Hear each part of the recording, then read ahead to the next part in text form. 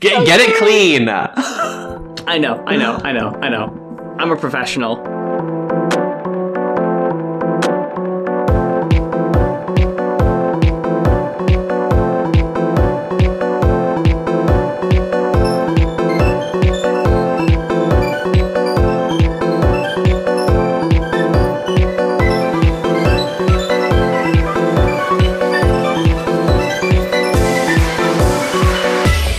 I'm Moth. And I'm Siobhan. And they just like me. For real. Hey, girl. Hey, girl. How you doing? I'm doing great. How about you? I'm okay. Cool. Me too. I'm working in Oklahoma right now, and it was... the day started, and it was -7 degrees. Fucking hell. The day ended, and it was 10 degrees Fahrenheit for our British listeners. Yeah. So, yeah, like, I've been freezing, been cold, I've been miserable.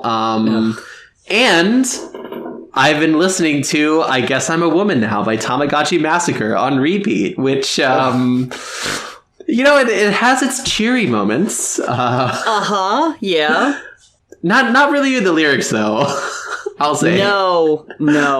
This has been an album that's been on my radar for a minute now, and probably around the time I heard it the first time was when I was around my 2-year mark.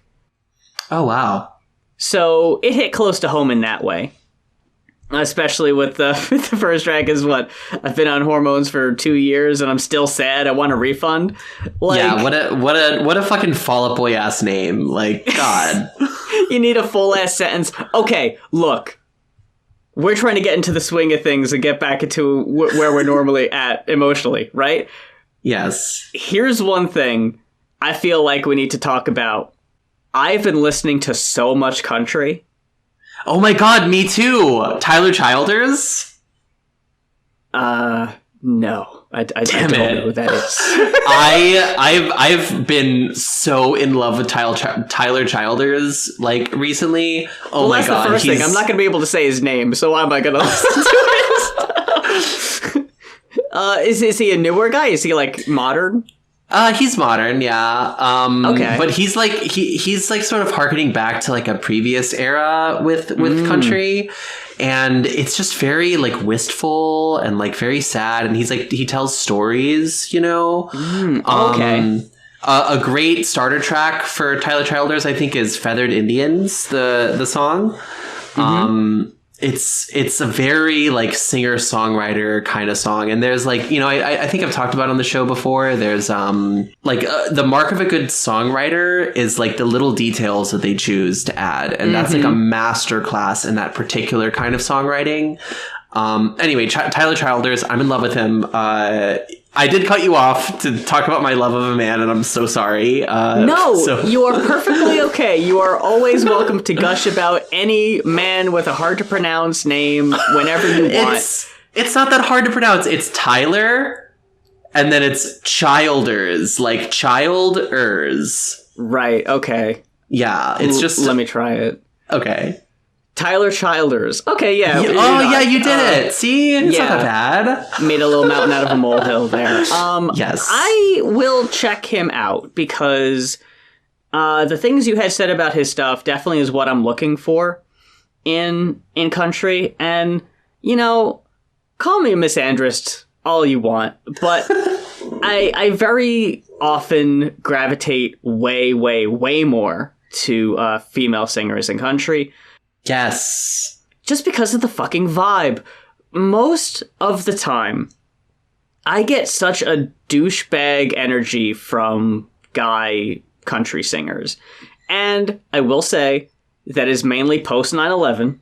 And I feel like a lot of what my opinions on country have the asterisk of their relation to 9/11 and where they land on the timeline. Yeah. But a lot of it I've been listening to is pre 9/11. A lot of Dolly, which is like a gimme. Of course. Loretta Lynn.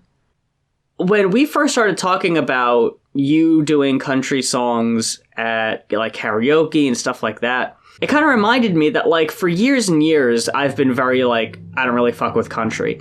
But it reminded me that in the late 90s, as a youngin', I'll go ahead and say that, I did enjoy that period in the late 90s where country songs kind of crossed over to the top 40 and were being played on the hit stations like your Shania Twain's. Yes. Faith Hill. Love these folks, and I've been listening to a lot of folks like them. Martina McBride, Leanne Rimes, the Chicks. The Chicks. The fucking Chicks, yeah. The Chicks. I think I listened to them first. Yes. Because you were telling me, because you specifically had me listen to Wide Open Spaces. And I was like, fuck. That's my jam. What? You're right. That's a really fucking good one. Yeah. I recently went to an antique mall and they had this little section there. This person who always sells CDs, and every time in the past I've went, I remember them being like, oh yeah, they have like a lot of country, and I usually skip over them. But this time I remembered, oh well, now I'm actually looking for country, let me go over there. And I saw a sign that said that the CDs were for fucking $1 each, and I was like, oh shit, okay, let's fucking lock in, see what's in here. I ended up walking with a lot of Reba, who I've been working through. Fucking adore Reba. She's fucking great. A queen. Certifiably. And walked away with some Garth Brooks, too, because I was unaware that your boy is not on Spotify, so... That's true. It's been a blind spot of mine, so if I want to listen to his albums at work, I'd have to, like, pull them up on YouTube or some shit. But I have a couple of his CDs now. I think I got 4 of them from that one seller alone. Really made out like a fucking bandit. But yeah, I've been expanding my musical horizons with country, with K-pop, been listening to a lot more K-pop. And yeah, it's really just opening my eyes to a whole bunch of stuff that I never really gave that much time to. So I wanted to thank you specifically for kind of giving me the shot in the arm, so to speak.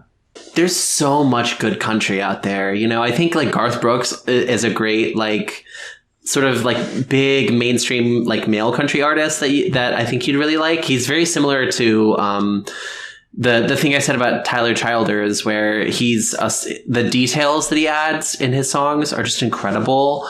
And just a lot of bangers. Also, you know, Friends in Low Places is eternally on my karaoke playlist. I will do that one in every single honky tonk I'm in for the rest of my life. That song fucking rules. Yes. And like, I think I've said it on the podcast before. I'll say it again. There's nothing quite as satisfying as like looking at like transphobic, like, country, like good old boys, who just begrudgingly must sing along with the song because it is an undeniable classic, even though a tranny is singing it. Yeah. And I do it good too. So it's like, you know, sorry. But yeah. Sorry I slayed so hard. Exactly. But yeah, so, gosh, that's so cool. I've been listening to just a lot of weird new music, honestly. He's like a big famous artist too. Jelly Roll? Okay. No. Jelly Roll? I don't know. So I take it you watched the Todd in the Shadows worst list this year and saw Jelly Roll 7 times in it. No, actually, I haven't seen that yet. I'm only tangentially aware of Mr. Roll. I'm not really familiar with his game too much. Mr. Roll. That's so funny. No. The artist I've been getting into is Arthur Russell. Okay. Yeah, like a very classic, like gay artist from the 80s. Yeah, I'm not familiar. Yeah. He makes this like very like experimental sort of like electro jazz almost. Yeah, and it's like it's all just very like wistful bottom music mostly.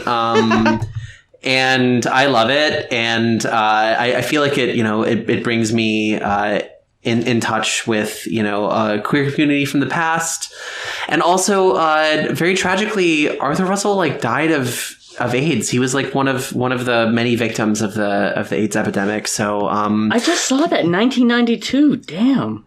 Yeah. Gone far too soon, because like his music is legitimately so good. So yeah, Arthur Russell, check him out if you haven't. Yeah, that's what I've been listening to. Very, very different from Tamagotchi Massacre. I feel like listening to Tamagotchi Massacre kind of brought me back in touch with like more like modern transbian music in a big way. Like it was funny, like at work today and on the drive yesterday when I was listening to this record over and over again, when the record would end, it would go straight into like shuffling like other like artists, and I was like, oh my god, I actually haven't listened to Can of Bliss in like months, or like friend of the show, Happy Birthday Mr. Baskets. Yes. Like it's very like modern like transbian like nightcore hyperpop sort of like vibes, which is like very, very cool to reconnect with, honestly. But the album definitely runs the gamut here of sad, reflective stuff. Dang, I guess that's really about it, huh? Yeah, well, so it's sad, reflective stuff, and it is upbeat, sad, reflective stuff. those are the two vibes. Shit. Yeah, love that. It definitely makes the reflective stuff easier to digest. The energy in it is really good. I mean, I especially like Clean Plate Club. Oh God, yeah. Which is the Peach Ring song. Fantasy, featuring Happy Birthday Mr. Baskets. That's been on my liked songs for a really long time. My non-binary queen, Beatrix. I love her. I say let's go ahead and jump into it. Are you ready, kids? Oh, absolutely. You ready? I knew it. Oh yeah, let's go. Oh my god. So the first track. I'm 2 years on hormones and I'm still sad. I want a refund. Coming out. Yes. Well, I don't even know when the episode's going to be up, but we're coming up on my 3 years this weekend. Mm-hmm. So what an interesting time to be alive, I guess. Yeah. This is a really kind of mellow introduction to the album. It's been 2 years. Your life's plateaued. Somewhere along the line, your progress slowed. Stall out at a busy intersection. Yeah. I don't think we talk about the plateau enough, because that really is a shitty period where you really don't think the hormones are working anymore. You don't think that, like, you think, well, this is it. This is all I can expect. And, the hormonal journey works differently for everybody. Puberty takes an extremely long time. Yeah, it's like a 10-year process. So, like, yeah, you can't expect it to you can't expect to be where you want to be within just 2 years. And it's like, it's one of those things, like, I get dooming at 2 years, because, like, I'm certainly doing that. I'm coming up on 2 years myself. It'll be 2 years in July. The way I'm trying to be about it, the way I'm trying to think about it is any change that you see is good. Like, and that's... Mm-hmm. And like, I didn't really go into this expecting to be hot. I didn't do it to be hot. I did it to be myself, Yeah, I did it to live. Yeah, exactly. And this song is like quite hard to listen to because of that. It feels like very like sad in a almost like self-defeating way that I wish I could help this girl with, in this moment, right? Yeah. Especially like the first verse, I can't go outside, can't love myself, can't even seem to love somebody else. The album kind of bookends in a really beautiful way, where it opens with this really self-defeating song. If I check off enough boxes, maybe I'll finally win. Paralyzed by the thought of losing, self-abusing. I don't know if it'll end. and then ending on a track that is very much like the pat on the back, the hug that the person in the first track would benefit from is very beautiful. So I like how it kind of comes around there. And just this, when I look into her eyes, I see his dying wish come true is fucking beautiful. Yeah. But through all this pink, I still can't seem to stave off all the blue, which is such a great twist on words there. The blue being the sadness, but also the blue of the former you still cracking on through and peeking through that you're desperately trying to get away from. I don't know. I've been having a lot of success trying to, like, maybe not conceptualize my past self as, like, a dead self or like a false life, but rather just a previous chapter in my life. You know what I mean? And that sort of helped a lot of these moments. I was a boy for a long time. That's okay, right? Like, that's part of who I am, you know?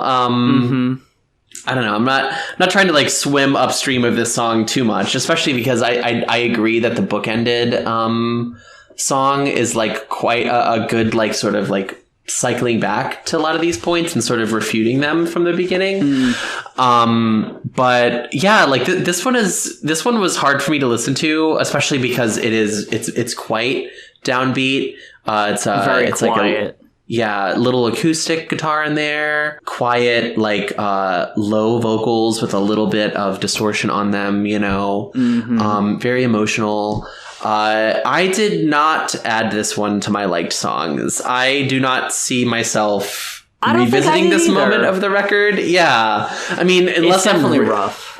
Yeah. Unless I'm like really having a moment where I feel like I need this. This is like, you know, it's just an expression of like periods that I don't like to dwell on too much. You know what I mean? Yeah, this album definitely is the expressing oneself at a very specific point in your life that it can be very helpful to just kind of get that out in the open, kind of like a very cathartic kind of release. And yeah, that it's going to resonate with someone at that very specific point. But yeah, like maybe if you're past that, maybe you don't want to revisit that so much. So yeah, this is definitely if I'm listening to the album the whole way through, I won't skip it, but I probably am not going to go back and visit it specifically, just like a la carte, so to speak. Yeah, like very similar to like Bin Laden as the crucified Christ. You know what I mean? It's like I'm you know that song rocks. It is not on my liked songs. You know what I mean? Like, I think the one track, I'm trying to think back. I think I like that one. I think I have that one liked. I don't think I have Drinking with the Jocks liked. A very similar song. I also don't have that one liked. Yeah. And I also don't have Two Coffins liked. Ooh, I have Two Coffins liked because that song is so beautiful. But yes, but very similar. Like they're all like moments on the album that they're like important for the sort of like shape and direction of the record, and they're an important expression of that experience. Like I said, unless I'm in that feeling, it's not something that I particularly want to dwell on, and it's definitely not something that I want coming up randomly on my shuffle when I'm like trying to vibe. You know what I mean? It's like there'd be an instant skip, right? And it's not that it's a bad song, it's just very, very sad, right? It's like on To Pimp a Butterfly, which I think there's a lot of songs on that album that like I'm not going to revisit on their own, but if I'm listening to the whole album, it's like, well, I'm going to go through the song You, where he's like playing relatives of his family who are like talking about how like his life is making their lives harder, and he's like getting drunker and sadder, and like he's like rapping while like crying, and you could hear him like taking swigs off a bottle like in between sentences. It's a really hard track to listen to, but like in the context of the album, sure, it fits right in. I'm not going to be adding you to my liked songs, though. Especially because I think that's the track that right out the gate opens with the ah! Oh my god. It just opens with a loud-ass scream, and it's like, no, that's going to wreck the vibe entirely. Let's not do that one. Yeah. Speaking of changing the vibe up drastically, going from the first track into Clean Plate Club is such a departure. This one here is our track featuring Ramona from Peach Rings, and has a, if I dare say, kind of bit of an Underscores feel to it. Absolutely. Very much Underscores vibe. I don't want it to seem like girl who's only listened to Underscores, but I feel like I'm getting a big Underscores vibe from this. Because I know a lot of people do this, and a lot of people in this genre do this. But, like, I like how Underscore's album had the Good Luck sample that would pop up throughout the album. I like this album's It's Never Enough that comes up, like, throughout the album. It all just kind of holds it all together that I like very, very much, and that kind of reminded me of that one. But yeah, this is the one about eating disorders, and again, it's a very upbeat track. Yeah, this is the one that kind of hit a little close to home for me, because this is something I'm still kind of dealing with. Not exactly a one-for-one experience with what's going on with the song, but I mean, I guess the my dad creates my weight while I can't touch my plate, I'll fake a stomach ache, it doesn't matter. My mom would be very hyper-focused on my weight, was very unhealthy about it. And we've since had discussions about that. I don't think we're at the right place yet. Like, even as, like, our most recent discussion, she was still voicing concerns about me gaining weight and everything. And it's like, first of all, I kind of need to. Like, yeah, that's gonna be an unavoidable part of this. But another aspect of the song, when we get to Ramona's verse, where she says, I skipped my meals today and you said that I look great. I feel like shit, but hey, it doesn't matter. It doesn't matter anyway. I feel like it's a misconception that I bought into very early on in my transition. Like, I would work out pretty consistently because I was very worried about gaining unwanted weight. I think I was doing myself a disservice at that point because I was also very on top of what I was eating, and I didn't want to eat specific things that I thought might make me gain weight that I didn't want. And I think I did myself a disservice by not allowing myself to really enjoy that first year of just like, I need to put on weight, I need to be eating more, and I just didn't. Not until really this last year did I really hunker down and be like, I need to be eating more regularly. Obviously, we're seeing a lot of like dysfunctional eating here in like this song, which is not something that, you know, anyone should do. Like, I promise you girls, like, you can, if you want to lose weight, you can still lose weight, but you have to eat, okay? Like, it's very important to eat. Look at me through the audio medium of a podcast and eat, okay? We also have an eponymous album drop in the song.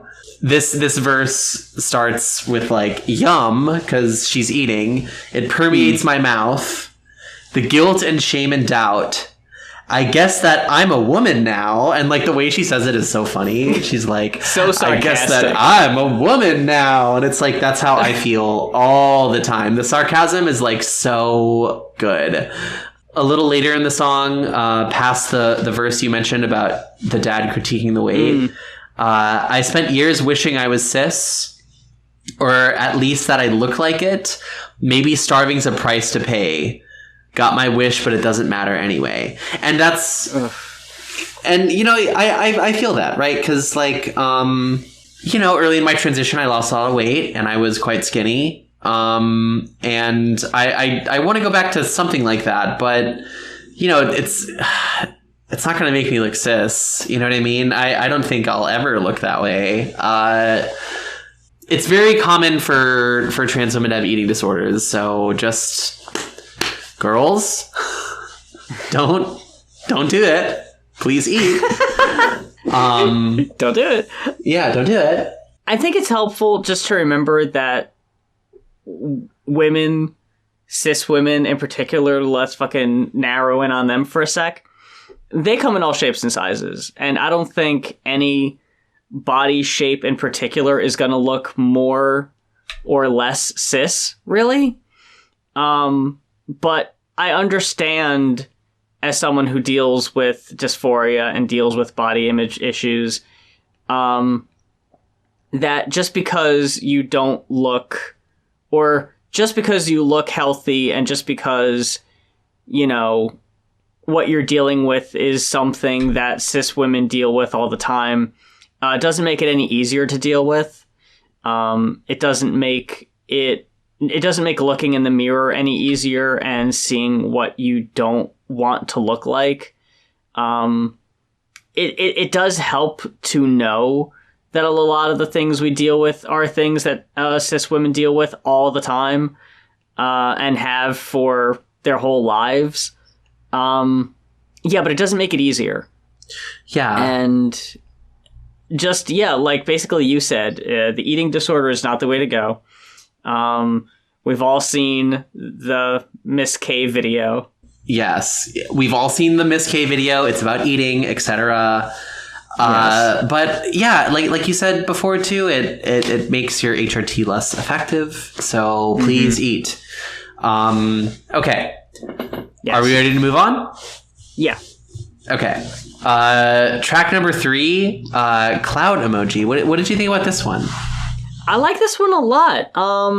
It's probably not in my like top tracks on the album, but I definitely think it's a nice, sweet song. I think the opening verse is so interesting. I hate punk bands. I hate sports. I hate going to Backspace on Saturday nights. I hate peace. I hate war. I hate ripping off John Lennon. Yeah. I hate myself. I hate you. I hate ones. I hate twos. I hate love. I hate hate. I hate waiting for you to text me back, babe. Like, I don't know what sending cloud emojis means or would convey, but I like it. Yeah, well, it's you know, there's talk of rain in the next verse, which is well, there's blue umbrella, chance of rain. I hate waiting for you to text me back, babe. That's like another line. So I think it's there's something about like the cloud emojis being like the like sad, like longing feeling, you know? Am I even enough of a woman? Am I your type? I don't know. Yeah, that's tricky, right? And also, like, I gotta say, like, I feel like that's a particular anxiety in trans feminine relationships, like, or trans lesbian relationships, I should say, because, like, with a lot of like same-sex relationships, there's always like a comparison between the two where you don't really get that as often in like heterosexual relationships. So yeah, you know, I can relate to that. I've definitely, you know, I was with someone who was a lot more feminine than me, and that was it was a source of anxiety. Trans girls, trans lesbians, we tend to have a pretty easy time with dating in some ways because it's like sometimes somewhat easy to find a date if you're polyamorous, especially. But like there's still all kinds of insecurities and like difficulties within that. You know what I mean? It's by no means like a cakewalk just because you're so similar to another person. You know what I mean? Right. Yeah. Morbid Obsession. What did you think of this one? I really liked the chorus of it. I thought it was really good visuals here. I'm just a ghost of flesh and bone. Ritual sacrifice me. Aphrodite's throne. Rip out my throat. Virgin blood flows. My face possesses every moment that I know. Yeah, no, I love that. For, I mean, a variety of reasons. Like, you know, I'll admit it. You can't see me, but I just did that, like, that very popular, like, image of, like, the face with the wide eyes and the hands, like, right next to the head. Like, okay, I'll admit it. Like, there's something very, like, erotic and beautiful about that for me. You know what I mean? Oh, yeah, I get you. I didn't know where you were going. Yeah, you know what? Absolutely. But also, like, there's like a lot of, like, interesting poetry in here, you know? Like, a lot of the song and this morbid obsession is, like, you know, visualizing these, like, horribly violent things happening, but as a sort of expression of love and lust and desire, you know? And, you know, I also think that's, in my experience, that's been a significant part of a lot of, like, trans lesbian relationships that I've been in, where it's like, you know, there's sometimes a very, like, ravenous aspect to the desire that is shared between people, but at the same time, like, it's morbid, it's, like, negative, right? It's like, you know, in the last song, she was talking about a desire to, like, you know, wanting the person to text you back and, like, not necessarily getting that. And it's like that can also feel like a sort of violent, like, death and destruction of self in many ways. Yeah. Right? Yeah. Tell me I'm pretty, slam my face in a wall, rip out my entrails and admire them all, and then feast on my guts. No, it's never enough. Oh man, that resonates with me really deeply. I kind of want to actually, I'm gonna send this song to my girlfriend real fast. Don't mind me. But see, yeah, it's so like funny. I didn't even really get the read off that it was like a lustful sexual thing. So it's very fascinating that you got that read, because the more I think about it, it definitely does feel like that was the intent. And, like, yes, even though the imagery is very violent, the sound effects and everything make it very kind of tongue-in-cheek and lighthearted. Especially like the first thing you hear is, like, this slice and a really, like, blood-curdling scream, followed by just like this super bouncy and light music that kicks in. Like, it's a very lighthearted song. Oh my god! Yeah, yes. the morbid obsession definitely is very. The song is very prey coded. I'll say that. It's extremely prey coded, and I'm sorry, I'm into that shit. Okay, it's fun, it's cool, especially with, like, the right, like, woman. Like, it's, like, so good, you know. And it is, like, a sort of, like, you know, loving and desiring, like, every aspect of someone, you know? Mm-hmm.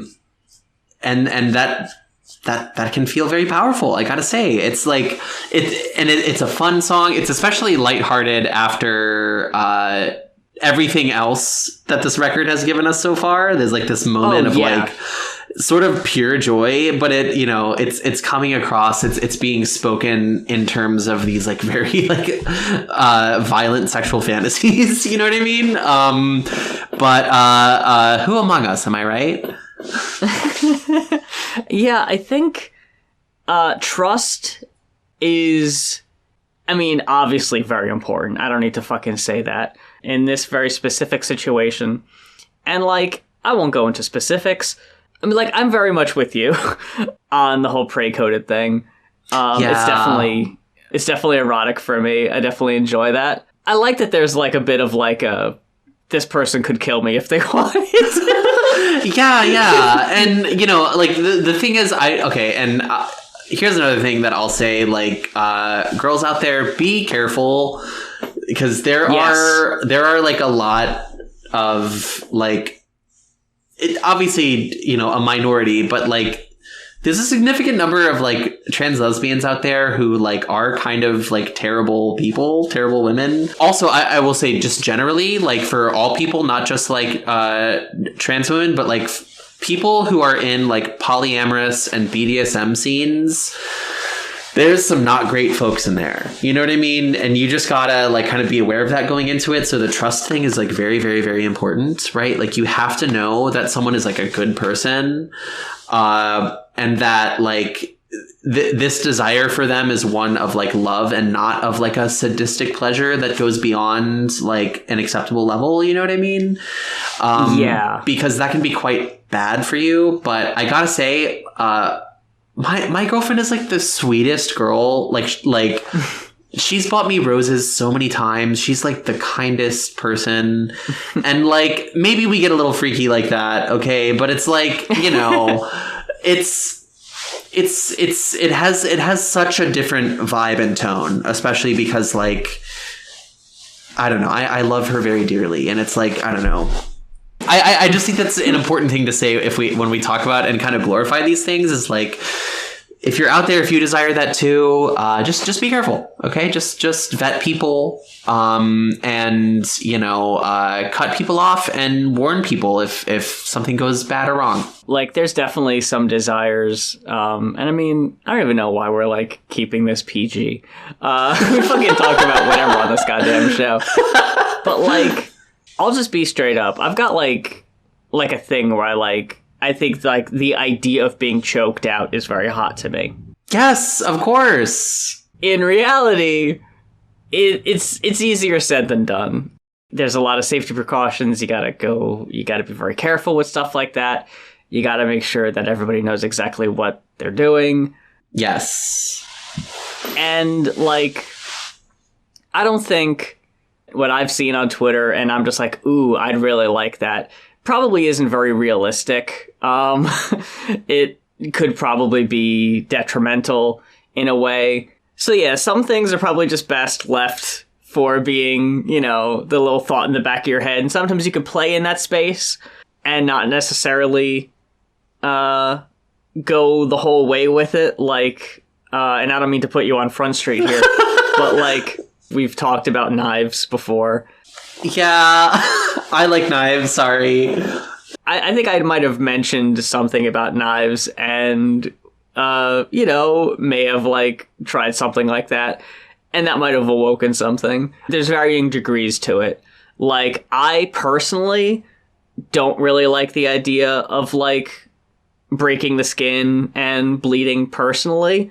I know that may vary from person to person. Yeah, that's not my bag either. It's just like the concept of a knife, like, is fun, you know? Yeah, the risk, the feeling threatened is very hot. A lot of what's hot to me is the implications. Yeah, it's the story of it. It's not necessarily the action of it. Yeah, I didn't expect to have that discussion about this song at all, so that was really insightful. I like that. Yeah. No, it's one of those things like when this song came on, I was like, oh God, this is a very like, this is me and Val coded so hard, but you know. I like how it just kind of opens to, tell me I'm pretty, wait, never mind, don't. I can very easily ride the, you know, the superhero, don't know what button to press between the praise and degradation. I get that. Yes. Sometimes a compliment like that is nice. Sometimes maybe that's not what you want. Maybe it's something very different. Yeah. So, you know, again, it all comes down to feeling comfortable and safe and having open communication. Yes, with the right person who is a good person, okay? This is so crucial, you guys. Yes. There is nothing hotter, I think, than open communication and consent and just being able to play around in that space, but still know that you're safe. And with someone that really has your best interest in mind is, whew, it's peak. It's fucking chef's kiss. It's fucking peak. And speaking of peak, let's go ahead and move on to track number 5, Fantasy, featuring certified friend of the show, Happy Birthday, Mr. Baskets. And it's so funny. I mentioned my girlfriend Val on our first date. One of the first things that I said to her is I pointed at her boots and I was like, "Oh, are those the gayest boots in your collection?" And like the look she gave me from me saying that, I was like, "Oh, I got this girl in the bag. Like she's mine." Like, well played. Yeah, this song is quite good. I like this song a lot, but I gotta say it's a song that I could not listen to for a long time in my transition, because we're right back to sad. Okay, so lock in for that, girls. Yeah, I'm so angry with myself for letting you hate me. I know it's fucked, but I feel like a failure. Raise your voice, but don't speak. Stare down at your feet. Men's shoe, size 12. I'll never be Cinderella. And isn't that like the dichotomy of like being a trans woman sometimes, where it's like I mean, you don't embody a very large male figure, tiny, but yeah, but not that you don't experience this. But I'm just making fun of you because you're cute. Thank you. Yeah, I definitely wanted to say something on this too. But yes, please, I want to hear what you have to say first. Yeah, but like just like having a sort of like larger figure and then still trying to like fit in with cis women, which a lot of times means sort of like learning and echoing a lot of aspects of like, female socialization or like female behavior, where like sometimes you're quieter, you're a little more demure, you know what I mean? But sometimes that can feel just so false because of like, I know in my experience, I'm a very broad girl. I'm 5'8", so I'm not, I'm still like girl height, but tall for a girl. I know like my like 6 foot friends and above are screaming right now because they're like stolen valor and all that shit. But hey, I feel sometimes when I'm around taller trans women, I worry about making them feel insecure. Yeah. By being shorter. And, like, it's a fun space to play in for me, to be shorter than other trans women and just kind of, like, play with that jokingly of, like, oh, teehee. But I do worry sometimes about, about triggering a dysphoria by, like, nature of just being there. And no one has said anything to me about that. Like, no one's expressed that. But I don't know. You never know what is going to be someone's thing. What's going to be the thing they're insecure about. Like, I know some folks don't mind being taller. Some folks, it's kind of a touchy subject for them. It's something they're a little bit more insecure about. Yeah. So it's just a weird line to walk, I guess. Because at the end of the day, I don't want to make other trans women uncomfortable or have them feel any certain way. And like you said earlier, like I know some people were like jokingly like, jokingly say like, like you said earlier, just like calling me tiny, and I know you were joking in like that specific tone of just like fuck you for being short, and I know that you didn't mean it like that. Oh yeah, but, like, yeah, I don't know. It just feels so weird sometimes. Not what you said, but just the last thing I want to do is make people feel shitty by being around them. No, I understand that, and like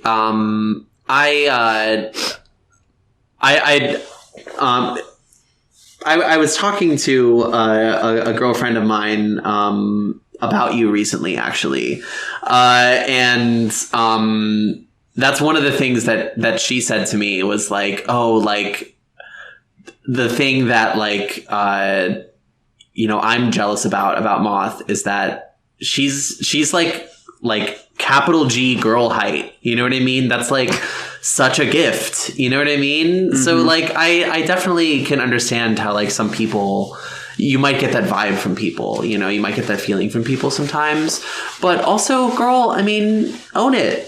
You know, it's really cool. Like that is a gift, you know? And I'm not saying that you don't have your own dysphorias. Of course you do. Of course we all do. But like mm-hmm. I think it's actually very cool that you're this tiny little thing, honestly. Just saying. Oh yeah, no, I do really appreciate that. And yeah, like, yeah, I don't know. Like, it's not even like a dysphoria. I'm very self-conscious about how other people feel because I very often put other people's feelings ahead of my own. And like I was saying recently, like I feel like I worry about being selfish. I worry about like main character syndrome bullshit. And yeah, it did just come down to like, you deserve to feel good about yourself. Yes. And like, it's still tricky. It is still tricky. It's not like just because you're what, like 5'2"? 5 foot even. 5 foot even. That's right. Oh my God. I could pat you on the head just by putting my arms straight out. That's so cool. Another line that particularly speaks to me is I'm just a damsel in dismay, but no one ever wants to save Princess of Plastic Dolls. She's 6 foot tall and probably has a dick. It's called Fantasy. It's about like desiring to, be seen and pass as a woman. So I do want to keep the focus on that, but I do got to say that like mm-hmm. you can also fucking own it. Okay. You can also just be like, look, I'm a clocky queen, all right? And I'm beautiful, right? But that said, Happy Birthday, Mr. Baskets comes in with the chorus. If I just do things well enough, I'll win. Pick it up and try again. Shattered pieces of the fantasy that I could just exist. First of all, Beatrix has such a way around a fucking hook. You know yeah. what I mean? Like, mm-hmm. This is just so like instantly recognizable as her sort of style. Yeah, it's so, and like even the writing, it's just like it's so like tight. You know what I mean? It's like, but also like, isn't that so true? Right? It's like, I feel like sometimes being trans is just sort of like packaging a bunch of different like learned behaviors and aesthetics and doing your best and trying as best as you can and hoping for the best with it, right? Pick it up, try again. The shattered pieces of the fantasy, right? That's like such a core of what it's like. You know what I mean? And that's also a big reason why I couldn't really listen to this song earlier in my transition very much, right? Mm-hmm. It was one that I skipped. It was one that I didn't have on my liked songs for a long time. And that's because it was, I was still in that early phase of transition where I was all fantasy, and I didn't want to think about what the shattered pieces of the fantasy would be like. But I'm a little further in it now, and I have those shattered pieces, but you know what? Like, I'm gonna fucking own it, okay? I keep coming back to that, but that's like such a core piece of like how I think about these things now that I think it's like really essential. I'll just go ahead and say it again. I've seen plenty of cis women who share like the quote unquote clocky features that you have like expressed to me, and I don't know. Like, I know it's different for everybody, but, I don't know if this is, I don't know what I'm saying. Yeah, maybe I shouldn't doom about it so much. You're right. Well, oh yeah, for sure. I mean, like, you're fucking hot as shit. You know that. I don't need to fucking tell you that. Yeah, you don't. Sorry, that was so stupid. My goodness. There's actually one thing, because like a lot of this song is about like I feel like some of it, especially like the, you know, damsel in dismay part and other parts kind of feel like almost like more of a relationship sense. But with the chorus, it just kind of reminds me of the fantasy that I have is, and I've mentioned this on the show before, is to just be one of the girls, you know? And especially in a work setting where it kind of is like 50-50 with women and men, I have no desire to get along with or talk with or hang out with the men at all. I have nothing in common with these people. But there was a moment last week where I was standing in my workstation. Well, actually, no, I was walking to my workstation and there were 3 women like standing near my workstation having a conversation.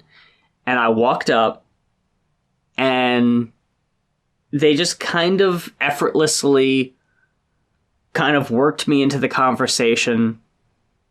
And it felt so uncomfortable for me. Like,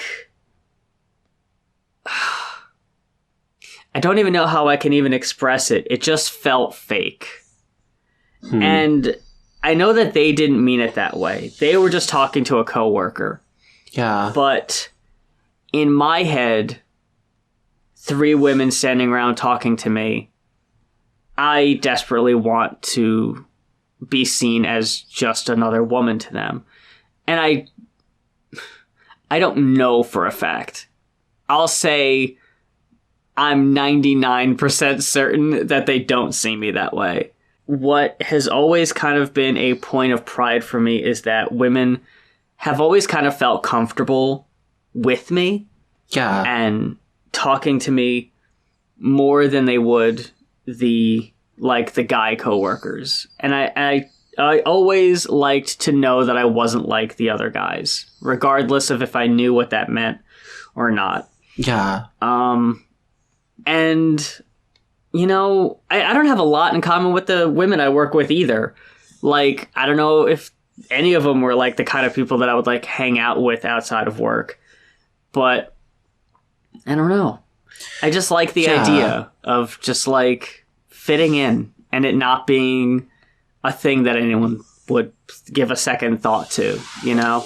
Yeah. And I desire that too, right? And like, this is something I was tweeting about this week where like, I was basically just saying like, we should try to be friends with cis women, you know? It's, and I think that was one thing that people were saying a lot, like other trans women, that like sometimes it feels like you can tell that cis women are like not like fully like accepting you and things like that. And it is tricky and fraught. Okay, I'll say that. It's very difficult to like navigate that situation. Because sometimes that is just unequivocally true, unfortunately. But like, I've also found that like that can kind of go away with time, you know. And it's clear here, like the situation that you were saying, that like your coworkers, your like work friends, like they wanted you to be a part of the conversation, right? Yeah. And like, do you know that they were like seeing your difference in that situation, or like? I don't. Yeah, like that could have just been like you were one of the girls in that moment, and like you have these understandable feelings of doubt or insecurity about that, but it's really impossible to say. And I think sometimes we get way too in our own heads about it, where we should just be like, yeah, I'm like one of the girls, you know, and like I also find you can learn a lot from hanging out with cis women too. You can learn a lot about like what it's like to be a woman and how to be a woman sometimes too. You know, like they do have a lot that they can teach us. You know what I mean? And that's a good thing. And like I'd mentioned earlier, hanging around with them, you kind of do pick up on how much in common we do have. 100%. Yes. And like especially sharing the that, insecurities. like, yes. And that like shared womanhood is like so like important and so powerful too. You know what I mean? Mm-hmm. Yeah, absolutely. A woman being able to open up and talk about her insecurities to me is like, wow, okay, I fucking made it, you know? Absolutely, yes. And, you know... It's like you feel comfortable enough that you can talk about this very vulnerable thing with me, makes me feel like I'm disarming enough that you felt like you could do that, and that means a lot. Yeah, no, absolutely. And it's like, it's, you know, it's kind of a real, like... welcome to womanhood positive thing, right? Where it's like... You know, you're hanging out with the girls. It's cool. You're in community with women, and it's powerful. Also, just because I love reading things that Beatrice has written, the next line is so good. Do you think that I could be noticed at the grocery store if I wear the gayest boots in my collection? I especially think like early on in transition, like sometimes like the desire is to like wear like really ostentatious feminine clothing. It's funny the way like now that I've been at it for a while, it's funny the way that kind of gets incorporated into a larger fashion, like over time, where it's like, you know, I mean, trans women fashion is still very different from like cis women fashion, and it should be. I think that's a cool thing. But like you kind of learn more, and you like learn how to like, so it's not just like the gay boots are not just wearing you, but you're wearing them. You know what I mean? Like I definitely relate to that, especially with the grocery. Like I do put too much thought into what I'm going to wear to the grocery store because it is such a mundane thing, but to fit in and pass at the grocery store is such a like, whew, kind of moment. I don't even fucking try. I am boy moding at the grocery store. Let me fucking tell you, okay? That's totally fair too. Look, we all have our different, you know, our different destination. Well, not different destinations, but goals. Different goals here. Yeah. Like there was one time we were on this aisle with this guy and his wife and 2 kids, and they were like running up and down the aisle, you know, being kids. And one of them almost runs into me, and the guy just looks up and is just like, "You almost hit her, right?" Yeah, it was like you almost ran her down or something like that. And like it was just such a like I looked at him and kind of smiled, and like I didn't say anything, but it really was just a moment of like, oh my god, thank you. Like, yeah, you didn't even realize what you've done for my day. Yeah.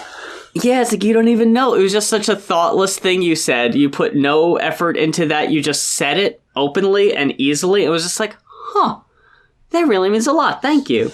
Yeah. But also going into the next part where it says, if not, then what's it going to take just to hear someone say, I like your style, a split-second connection? God, I fucking live for that type of shit, too. Yeah. Like, we went to a record store, and I was just walking around, and this girl who's working the cash register leans over and goes, I like your bag.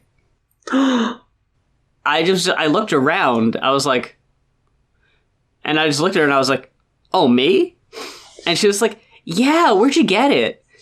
And then I just like walked up to the register and I was like, oh yeah, I got it from Blackcraft. And she was like, oh, okay, cool. And she was like, I like the pentagrams on it. And I was like, yeah, it's pretty neat, huh? That is so cool.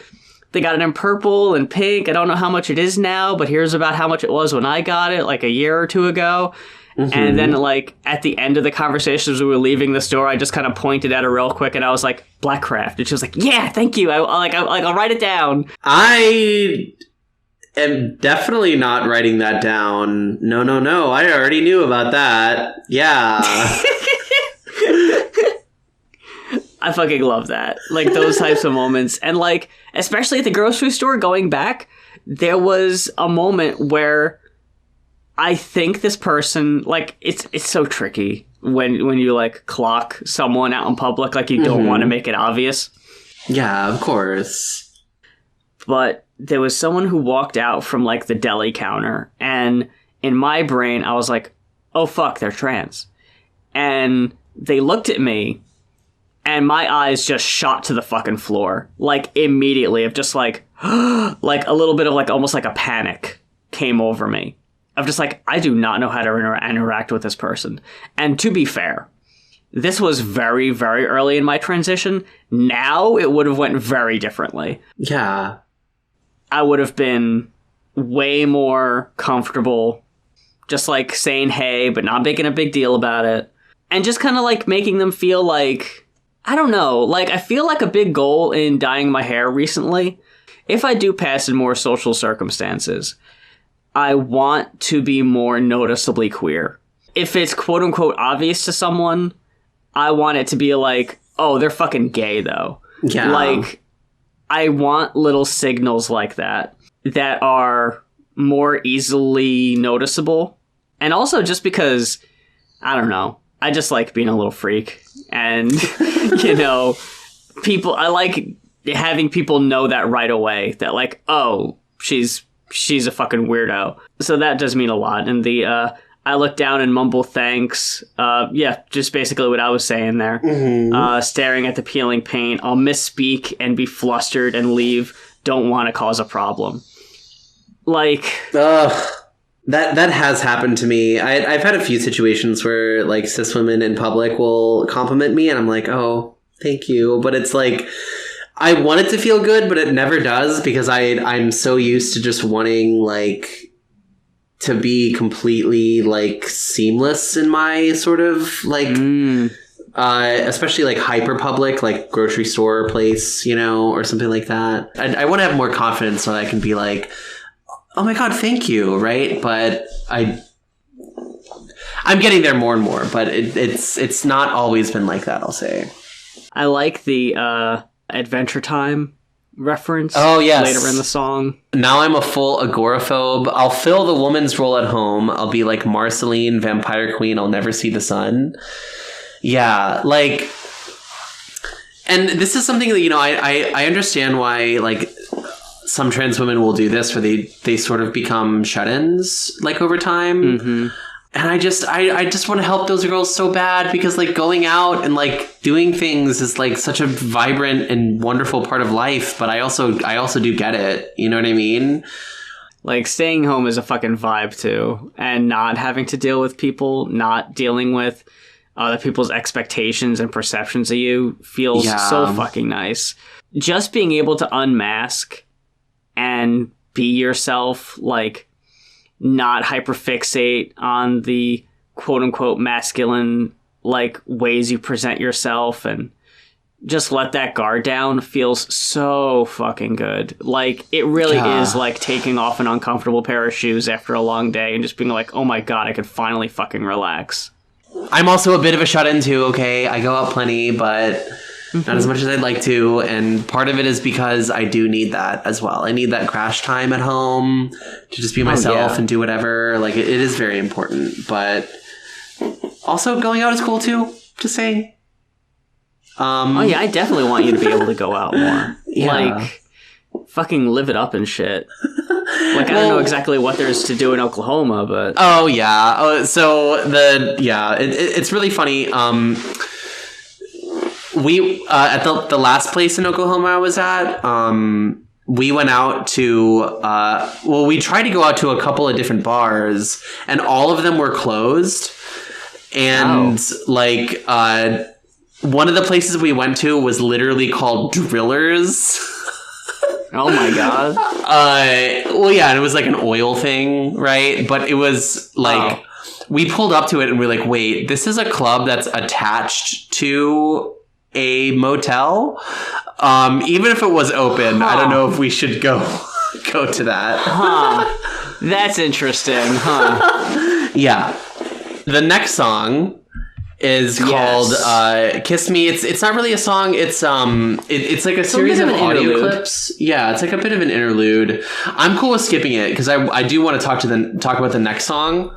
Sure, yeah. So the next song is called "Wrong Time, Wrong Place," and it's very interesting. It's about like a series of relationships with boys in the past, either like looking back on relationships or like having relationships with boys where it was like you wanted it to work out but it didn't, but part of the reason why it didn't is because you are a girl.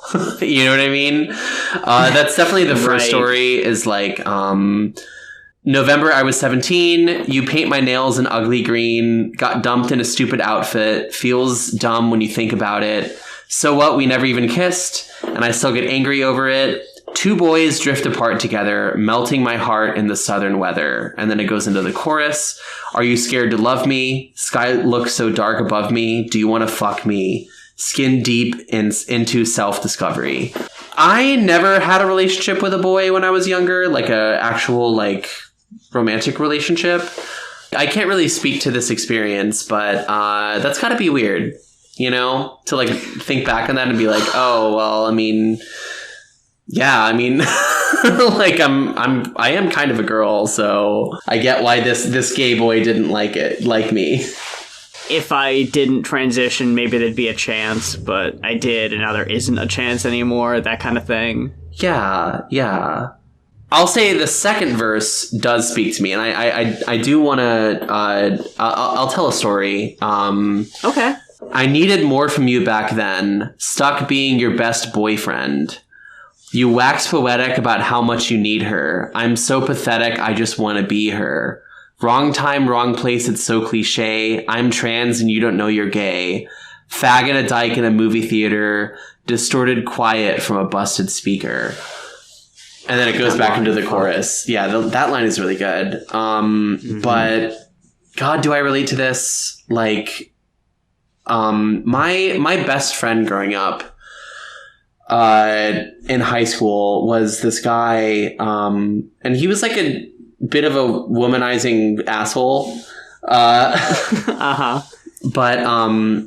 I was so in love with him, and it's like yeah, and it's like I didn't even really like realize that I was like a very deep romantic love for me. I just thought I was like, oh, like he's like my best friend, you know, and I want to spend all my time with him and I think about him constantly.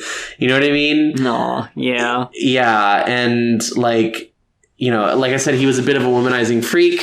So there were times where like he would tell me about girls, and I actually do remember very distinctly like having envy about these girls where I was like, right. And it wasn't necessarily because they had his attention, but because like, I don't know, they were women and could draw like male attention like that. I don't know. It's very complicated, but one of the women in particular is still a pretty good friend of mine. She went to my wedding. Oh. Yeah, and I actually do have a lot of memories of thinking about her when I was younger and wishing I could be her. Those classic trans memories where you're like staying up at night being like, ugh, God, I wish I could just wake up as a girl, you know?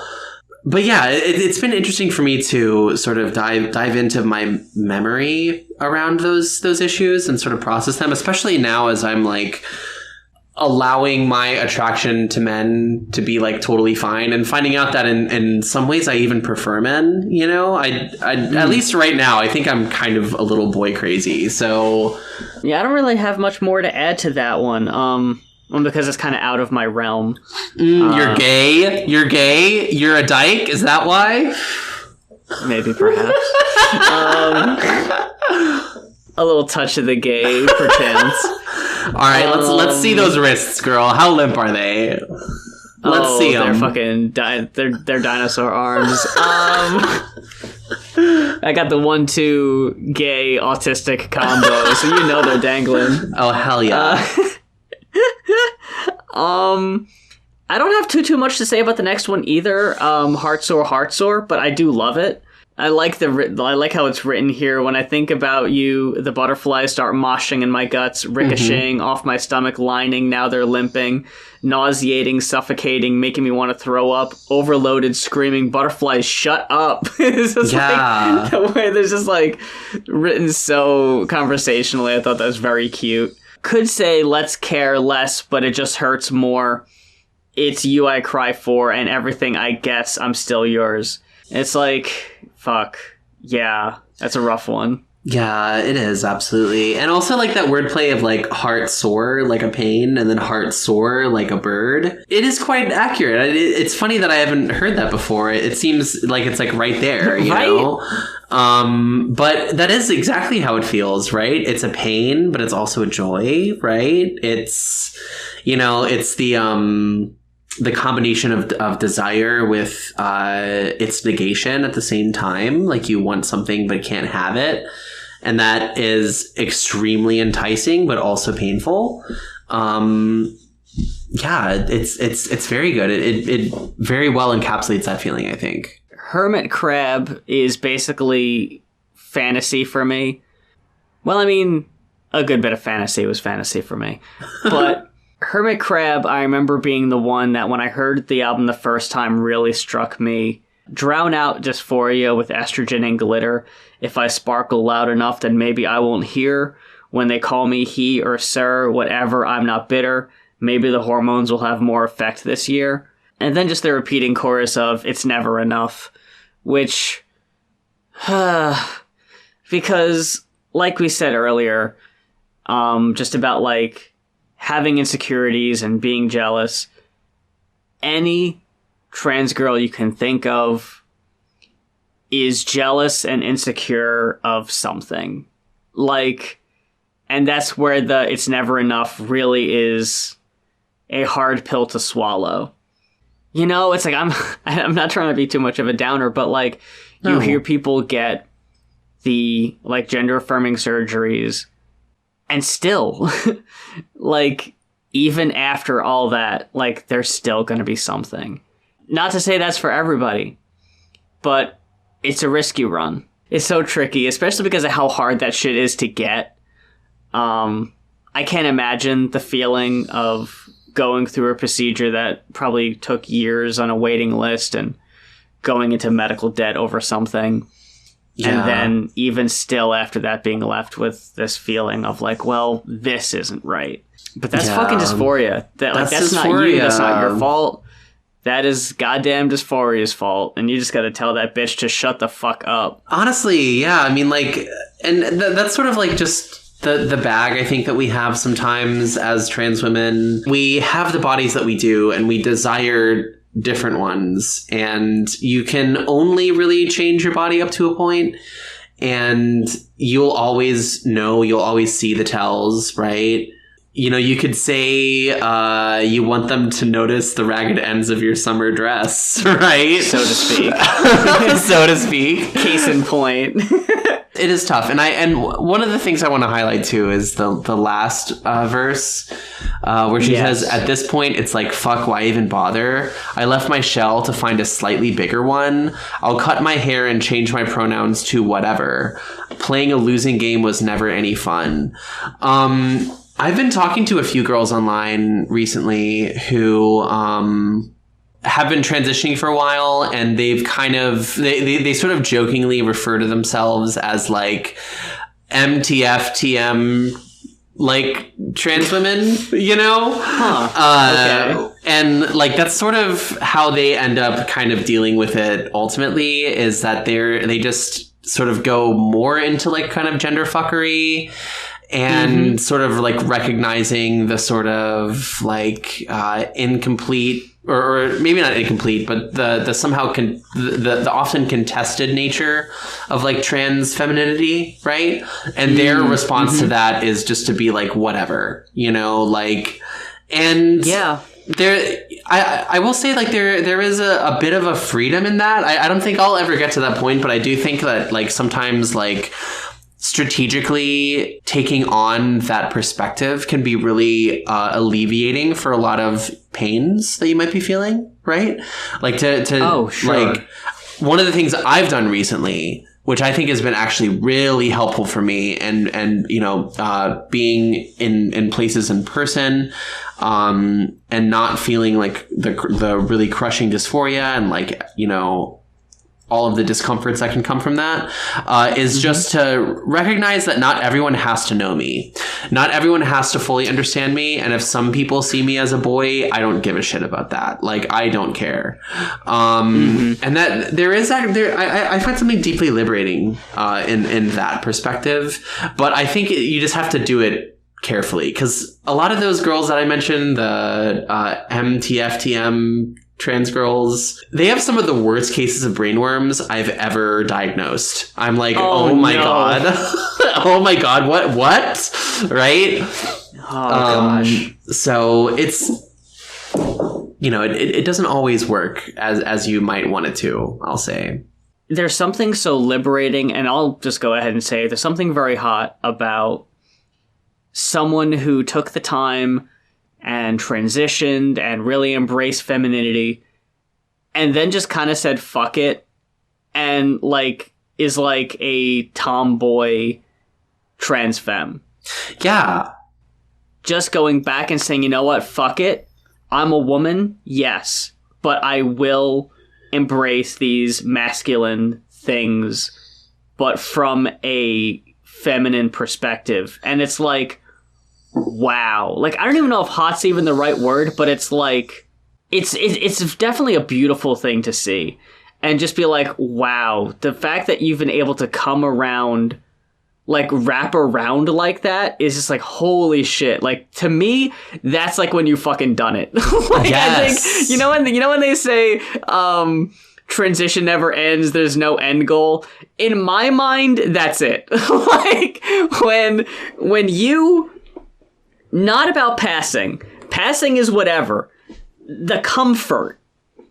The comfort in not feeling like you have to present a feminine way, but the fact that you could just feel free and satisfied being a woman who went through all this and still like, fuck it, sitting there manspreading, watching sports, drinking beer, whatever. Like, wow, you did the damn thing, and now you're just taking the fucking victory lap. That's what it is to me. It's a victory lap. And it's just like, holy, like, again, I don't know if I could get there in my mind right now at year 3. I'm still very much a fucking sparkly pink girly girl. But, like, yeah, like, and I don't know, I guess in my head, I'm still kind of self-critical about that to me because of brainworms, girl. I'll just fucking admit that. Yeah. And it's like, it's societal. It's not anything I think. It kind of goes back to the like worry that you're presenting a caricature of what you think women are. And I think just at this point, I think I could safely say I finally got a sense of fashion for myself. And like I had tweeted about it because that's the fucking just one of the many discourses this week is the quote unquote mistake, or however the tweet phrases it, that we do early in our transition. I saw some people say like makeup looks, and I was definitely took me a minute to figure that out. And other ones were talking about like fashion choices. I was afforded a grace period that I don't think a lot of trans women are, unfortunately. I think I didn't really jump into trans Twitter until I already was kind of into my transition for maybe about a year. So a lot of y'all didn't get to see the messier attempts, the like early attempts and all that. But yeah, I think people can be definitely too harsh on trans women who are just kind of getting their footing and figuring stuff out. One big thing for me was always that I needed to wear things that complemented my figure, things that were kind of tighter, things that made the fucking girls pop, things that made my ass look good. I'm slowly getting into I can dress comfortable if I want to. dressing comfy does not automatically mean boy moding. You know what I mean when I say that? Yeah, no, absolutely. And that's like learning the subtleties is like a big thing. That's something I'm still very much working on. But yeah, I on that note, I want to highlight the very first verse of Hermit Crab says, "I went out to get a brand new coat of polish. After that, I went and walked around the mall. Teenage girl in a world that won't see her. She tries hard, but it won't matter at all." And I think that that's like another thing that's worth noting is like a lot of times in those early years of transition, like you are sort of a teenage girl in an adult woman's body. You get through that, right? You improve, and then things are better, right? I mean, hopefully that's the hope. Hopefully. Oh, but it's never enough, right? It's never enough. Yeah. But then we get to Mirror Song, Mm-hmm. the last track on here, which is the not 100% things are okay, but the kind of looking on the brighter side. Like it even opens up, it'll be all right, it'll be okay. You can start to slowly like yourself again, dissolve into your own reflection. Your outward appearance doesn't matter anyway if you don't live to see the day. Like, so true. We just gotta live, girls. You gotta live. We just gotta live. You always hear about the bullshit prime directive and all that. The prime directive is to fucking survive and live. And live to see our oppressors not anymore. If I have to hang on to life, I'm gonna outlive. Okay, I want to see that fucker dead. All right, not by my hand, FBI agent. Listening to this, I will not raise a hand to. But I want to see him die. Let spite fucking fuel you and carry you through the next few years and maybe beyond. Who knows? I'm just trying to be realistic here. Yeah. And I love you, and I see you staring back at me now. Got so used to the feeling of your breath down my neck, even when you weren't around. That one didn't really... I guess that's talking about the reflection that you don't always see. Is that what we're talking about there? It could also be a person, too. Like, it could also be... But I don't think it is...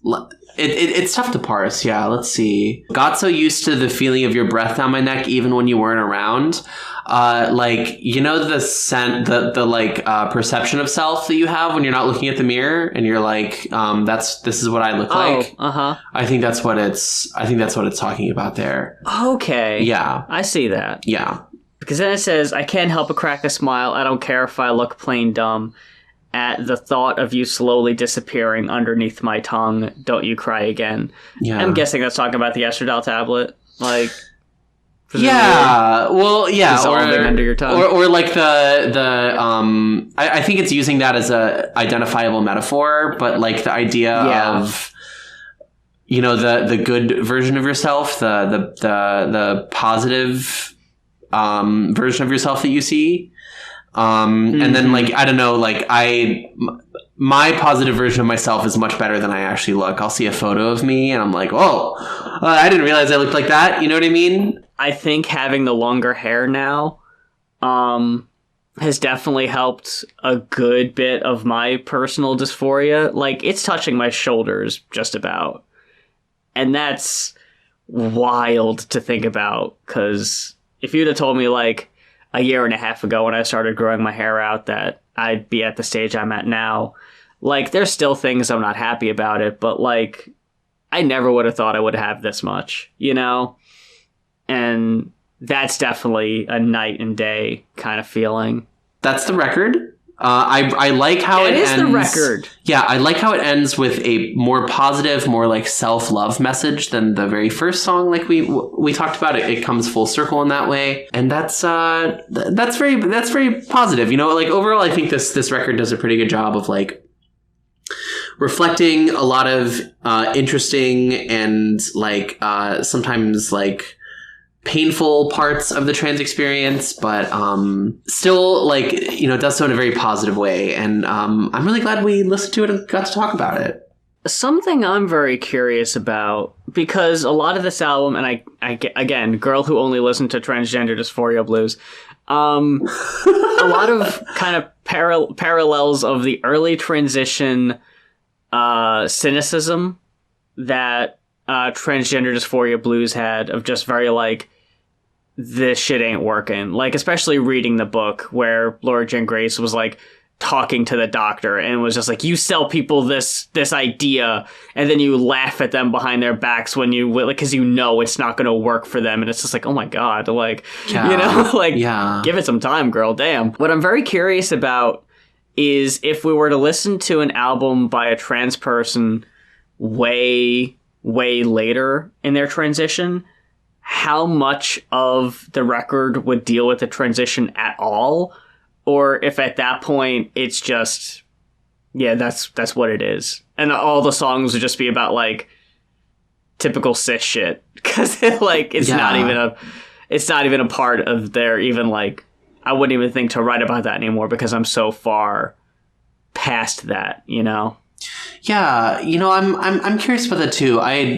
One of the things that I have kind of noticed, I mean, also if we take like Laura Jane Grace as an example of someone who's been transitioning a long time, is I think a lot of trans artists become less focused on their trans identity in their art over time. And I think that's a good thing, actually, because it's like, you know, you just sort of become, it just sort of becomes part of you, and you kind of just like learn to like live in it and all of its like, you know, contradictions and all of the contested aspects of it. And like, I think they just begin to write about life stuff again, like just like as it is, you know, and I find that quite beautiful and also inspiring, that like, you know, that there will be a day where you're not as fixated on all of these things as you once were.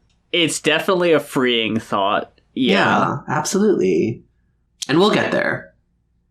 We will get there. Yeah. And that's a big reason I like this show so much, is that you're following our experiences and how we're dealing with all this fucked up shit as it goes. Yeah. And some things are getting easier. Some things might be, you know, more challenging.